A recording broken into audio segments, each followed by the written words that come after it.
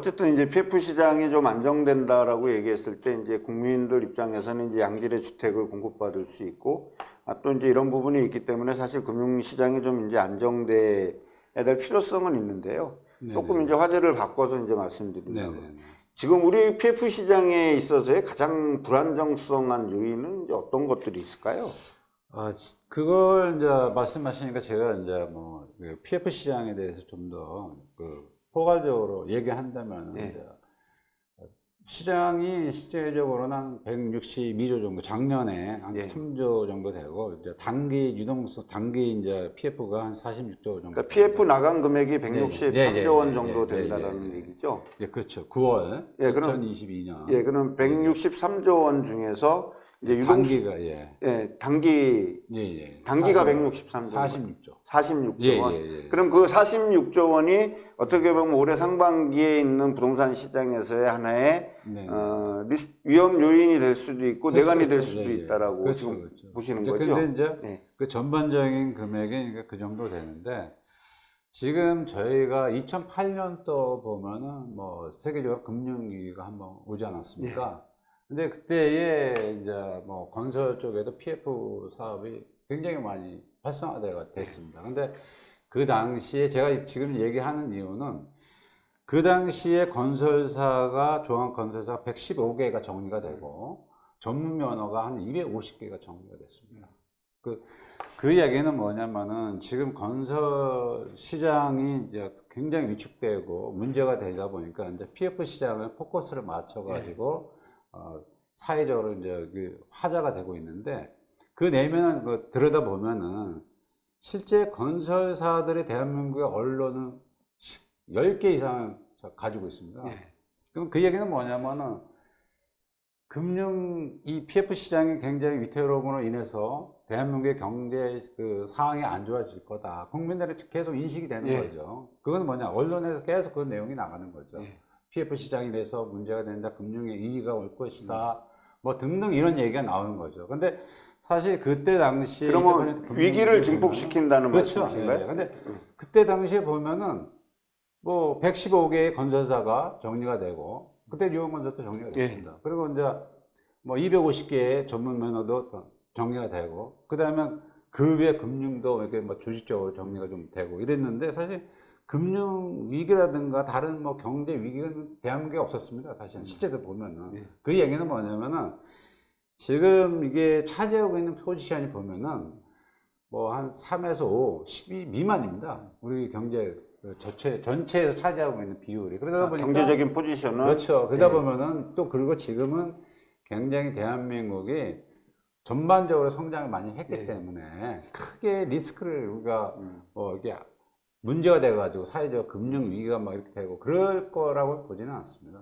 그리고 이제 박사님 말씀을 이제 약간 제가 정리를 해서 말씀을 다시 한번 반문을 해드리면, 자 이제 대형 건설사들이 언론사들을 여러 개를 이제 쉽게 해서 보유하고 있고, 그리고 이제 건설 경기가 조금 안 좋아지거나 이제 이렇게 된다 그랬을 때는 위기론을 좀 더 증폭시켜서 이제 건설 시장이 마치 죽으면 대한민국 경제가 막 이렇게 큰일 날 것 같은 어떠한 이런 어떤 위기를 좀 조장하는 그런 측면이 있다라고 말씀하시는 거죠. 제가 보기엔 좀 그렇습니다. 왜냐하면 실질적으로 그 당시에도 뭐 큰 문제는 없었거든요, 사실은. 네, 뭐 저도 이제 개인적으로 생각했을 때 지금 이제 우리가 세계 10대 무역국 중에 하나고 나름대로 이제 GDP가 4만 불에 이제 육박한 이런 상황에서 건설, 특히 이제 주택 산업과 관련돼 있는 주택 시장이 설령 조금 붕괴가 돼서 건설사가 몇 개 날아간다, 그러니까 이제 부도가 난다 하더라도 우리가 IMF 사태와 2007년도 사태를 겪어본다라면 현재 수준으로 봐서는 이제 건설사들이 그렇게 부도가 나거나 우리가 진짜 피부로 와닿는 리스크적인 위험은 아직은 좀 없다, 이렇게 지금 판단하시는 건가요? 그래서 저는 이제 이게 뭐 PF 시장에 근본적 대책이 있다, 마련이 돼야 된다 하면은 시장에 맡겨지는 거죠. 쉽게 얘기하면은 뭐 많은 건설사들이 이제 문제가 되면은 정리가 되는 거고, 뭐 쉽게 얘기하면 증권사도 마찬가지고, 뭐 저축은행도 마찬가지고, 이 기회에 이제 그런 게 정리가 돼야 정상적인 가격 형성이 이루어지지 않을까, 주택 가격이. 그게 형성이 안 되면 계속 그걸 밀어붙이기 때문에 이게 정리가 안 되는 거죠. 그러니까 이제 저희 정책들을 보면 입으로는 네네. 아니면 또 워딩으로는 쉽게 얘기해서 저기 주택 가격은 떨어져야 된다. 네네. 그러니까 주택 가격은 더 떨어져야 되는데라고 얘기하는데 한편에서는 빚내서 집사라는 정책을 지금 병행하고 있으니까 좀 이렇게 박자가 안 맞잖아요. 그런 논란들이 지금까지 지속되고 있는데 그 부분에 대해서는 박사님은 또 어떻게 그렇죠. 견해를 그게 갖고 뭐냐면 계십니까? 이제 정부에서는 어떻게 보면은 이제 건설자들이 많은 그 네. 언론 기관을 가지고 있다 보니까 네. 근데 그런 포커스를 많이 맞추다 보면은 정부에서도 이게 상당히 좀 심각한가. 여론몰이를 할 수 있죠. 그렇죠. 네. 왜냐면 이제 그러면 이제 하나의 그런 그 뭐랄까 새로운 뭐 주택을 구입할 수 있게끔 금리를 인하해 주거나 완화시켜 주는 거죠. 네. 규제도 완화시켜 주고 뭐 많이 해 주는데 이제 그게 어떻게 보면은 실제적으로 이게 문제 해결은 아니죠. 네. 예. 저는 그렇게 생각하고 있습니다. 그러니까 이제 나중에 올 문제를 미리 밀어놓고 현재만 이제 아무 탈이 없으면 된다라는 어떤 이런 것들이 좀 우리 분위기에 좀 만연될 수 있다라고 보여지는데 아마 지금 박사님 얘기하신 그런 것 때문에 이런 내용이 나왔는지 모르겠지만 얼마 전에 이제 건설협회 관련된 어떤 분이 나오셔가지고 정부에서 미분양 주택을 사들이는 거를 좀 고려해달라라는 어떤 그런 요청을 공개적으로 했지 않습니까? 아니, 사실 좀 아이러니한데 아마 그런 내용들도 이제 우리 박사님이 말씀하신 그 내용 저변에 깔려있는 그렇죠. 그런 모습으로 저희가 이제 판단해도 나쁘지 않다 이렇게 그렇죠. 보시나요? 어떤 사업하는 사람들이 자기가 안 된다고 해서 정부에다가 떠넘겨가지고 뭐 사달라 이렇게 하겠습니다. 쉬운 얘기가 아니죠. 근데 뭐 정부는 어쨌든 뭐 자구 노력을 많이 해야 된다라고 얘기하는데 그 자구 노력의 가이드라인이 어느 정도인지는 모르지만 아직까지 뭐 정해진 거는 제가 봤을 때는 없는 것 같거든요. 없는 것 같은 이런 상황에서 여전히 이제 주택 특히 이제 PF 시장에 대한 불안정성 그리고 이것이 일파만파로 퍼져갖고 이제 새마을금고라든지 이제 이런 부분에 대한 위기론이 지금 사실 대두가 됩니다. 이제 새마을금고 관계자는 자기 여신은 충분하게 하기 때문에 위험성은 없다라고 이렇게 진화하는 그런 모습을 보이고 있지만 지금 박사님 생각하시 새마을금고 사태를 우리가 어떻게 판단해야 되겠습니까? 새마을금고가 실제적으로 PF 자금이 한 56조 정도 들어가 있습니다. 그러다 보니까 또 새마을금고는 금감위원회에서 이렇게 관리하는 게 아니고 행정안전부에서 관리를 하고 있습니다. 좀 다릅니다, 특징이. 그러다 보니까 정확한 데이터가 없어요.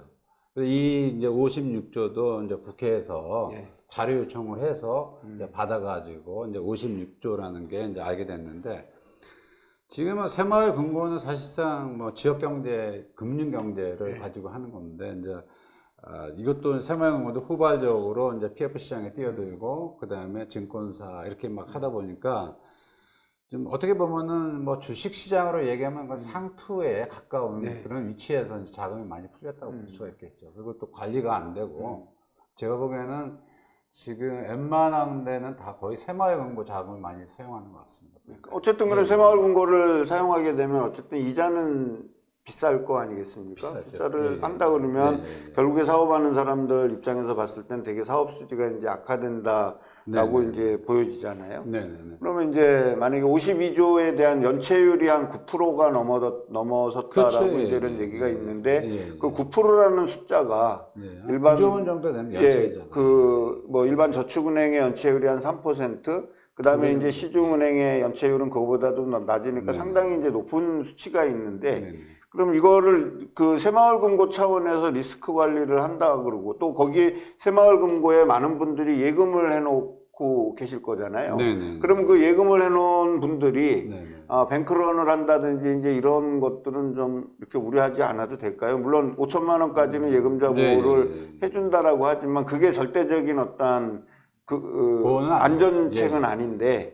어떻게 우리가 좀 봐야 되죠? 빼야 됩니까, 예금? 새마을금고 위기설이 이제 뭐 보면은 언론 쪽에 많이 좀 이렇게 노출이 돼 있는 것 같습니다. 새마을금고도 그렇고 또 다른 뭐 저축은행도 가끔 이제 얘기가 나오고 있습니다만은 지금 뭐 알고 계신 거와 마찬가지로 지금 이제 정보화 시대다 보니까 이제 스마트폰을 통해서 많은 정보가 이렇게 쏟아지고 있습니다.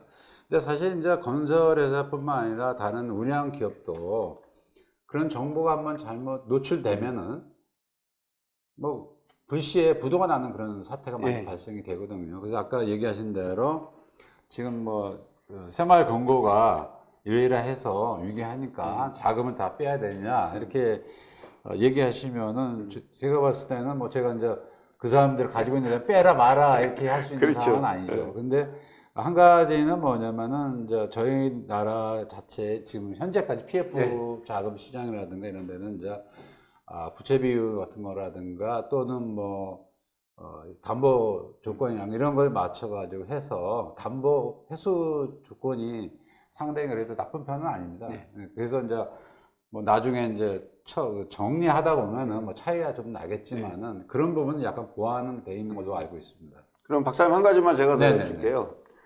이제 뭐 다른 어떤 금융기관의 어떤 위기론이나 이제 이런 것들은 조금 이제 저희가 이해가 좀 가고 그러는데 최근에 또 하나 문제된 게 이제 선이자 예금을 주겠다라고 한 그 토스뱅크가 또 한번 구설수에 올라왔어요. 그거에 대한 거는 또 어떻게 좀 자세하게 좀 설명을 좀 해주시죠. 이제 그게 뱅크롤의 하나 대표적인 케이스 우리나라에 이제 입에 올린 그것도 뱅크론이라고 볼 수 있나요? 그쪽에 이제 하나의 그 뭐랄까 입에 오른 거죠. 쉽게 얘기하면 뭐 갑자기 이제 선이자를 지급한다 하고 뭐하고 해서 많은 돈을 갖다 이제 유치하고 이렇게 했는데요. 거기에 보면 자기네들이 이제 시중은행보다도 유동 그 대응할 수 있는 게 한 8배 정도, 8배 정도 더 높거든요. 그래서 이제 그런 거 가지고 이제 자기네 나름대로 준비는 돼 있다 하고 또 뭐 BIS 기준 같은 경우는 최근 보면 좀 그렇게 좋은 편은 아닙니다. 근데 그 우리나라에서 이제 그게 하나의 이제 발단이 돼서 뭐 요즘은 그렇지 않습니까? 이제 세계가 뭐 같은 손바닥에 있는 그런 형태다 보니까 혹시나 그런 거 아니냐 이제 의문점을 가졌는데 아직까지는 저희가 보기에는 뭐 거기서 뭐 돈을 막 갑자기 인출할 만한 그 정도는 아닌 것 같고요. 그 이제 하나의 예금 선이자를 주니까 뭔가 있는 거 아니냐. 그러니까 돈을 급하게 만들려고 이제 미리 이자를 지급하는 거 아니냐라는 이제 오해 소지가 있었다는 말씀이시죠? 그렇죠. 제가 보기에는 그렇습니다. 왜냐면 이제 금융상품이라는 게 어떻게 누가 개발해내 따라가지고 실제 예금하는 사람들한테 얼마만큼 이익을 줄 수 있느냐. 이게 중요한 거거든요. 사실 우리가 일반인들 같은 경우는 금리에 대해서 이자 계산을 잘 좀 못합니다. 사실 보면은. 왜냐면 이제 금융권에서는 0. 몇 프로 가지고도 상당히 수익을 많이 내는 구조를 가지고 있습니다. 왜냐하면 금액이 크니까. 근데 이제 개인들한테는 금액이 작으니까 별 신경 안 쓰지만은 실제로 그렇습니다. 근데 그거는 이제 미리 예금 이자를 주니까 파격적인 거죠. 선이자 띄고 주면 중도 이제 해지하게 되면 이제 뭐 계산해 가지고서 주겠죠. 그러니까 지금 이제 박사님하고 이제 말씀 나눈 어떤 새마을금고는 이제 PF와 관련돼서 그다음에 이제 이 나머지들은 이제 이자와 관련돼서 이제 이런 부분들이 이제 우려에 그쳤으면 좋겠습니다. 좋겠고 또 이런 부분들이 진짜 현실화가 된다 그랬을 때 또 많은 분들이 이제 고통을 받을 수 있는데요. 그런 일이 좀 일어나지 않았으면 좋겠는데 이 자본시장이라는 게 워낙 냉혹해서 이제 이게 어떻게 갈지는 이제 저희가 좀 더 지켜보고 아직까지는 많은 분들이 금융 안정에 들어왔다라고 얘기하고 위기는 비껴간 것처럼 얘기하지만 위기가 비껴갔다라는 것보다는 수면하에 잠자고 있다라고 이제 저는 이제 이런 생각이 듭니다.